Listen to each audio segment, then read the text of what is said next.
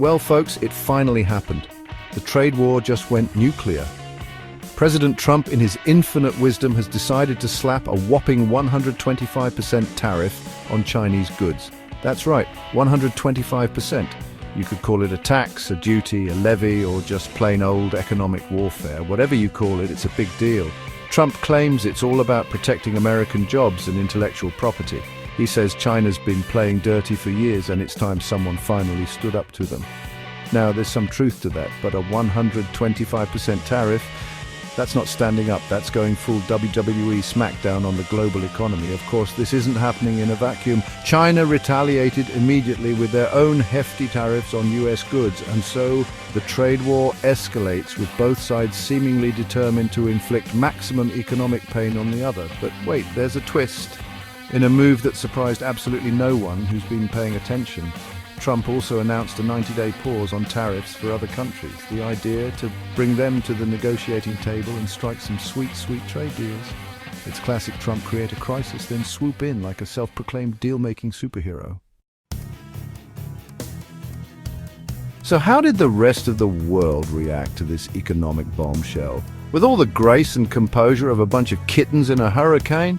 Global markets went haywire, folks. Stock prices plummeted faster than a Trump Tower elevator after a late-night cheeseburger binge.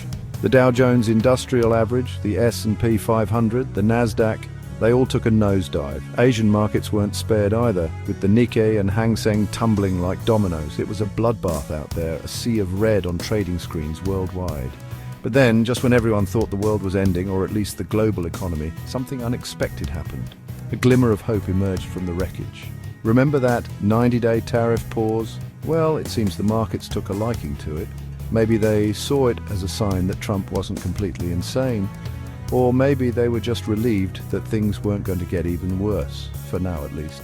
Whatever the reason, the markets rebounded. And by rebound, I mean they shot up like a rocket fueled by pure, unadulterated optimism. Now, while the markets were busy having their collective nervous breakdown, the rest of the world was left to pick up the pieces. And let's just say, they weren't exactly thrilled with Trump's latest stunt. China, understandably, was not amused. They called the tariffs unacceptable and vowed to retaliate, which they promptly did. The European Union, Canada, Japan, they all expressed their disapproval with varying degrees of politeness. It's almost as if starting a trade war with the world's second largest economy wasn't the most brilliant diplomatic move. Who knew the EU never wanted to back down from a trade dispute, slap tariffs on a range of US goods? Canada, our friendly neighbour to the north, found themselves caught in the crossfire, with Trump threatening them with tariffs if they dared to retaliate against his tariffs. It's like a playground game of I know you are, but what am I? Except with billions of dollars and international trade agreements at stake. Even our allies in Asia weren't immune to the fallout. Japan, while cautiously welcoming the tariff pause, expressed concerns about existing tariffs on their cars and steel. South Korea, home to some of the world's biggest car manufacturers, announced emergency support for its auto industry, bracing for the impact of the trade war. Section 4. America divided, political and economic fallout. Back home in the US of A, the political landscape was as divided as ever. Democrats predictably slammed Trump's tariffs as reckless and harmful to the American economy. Republicans, on the other hand, were mostly silent, caught between their free trade instincts and their unwavering loyalty to the dear leader.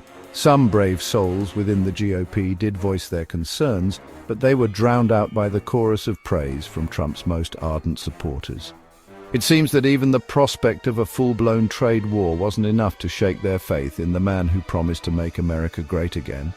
Meanwhile, economists were busy running around like chickens with their heads cut off, trying to make sense of the chaos.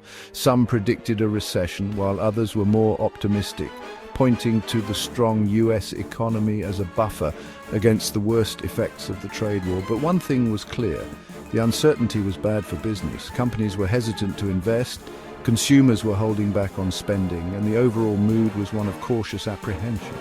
The trade war was casting a long shadow over the American economy, and no one knew how long it would last or how much damage it would do. Section 5. The long game uncertainty clouds the future.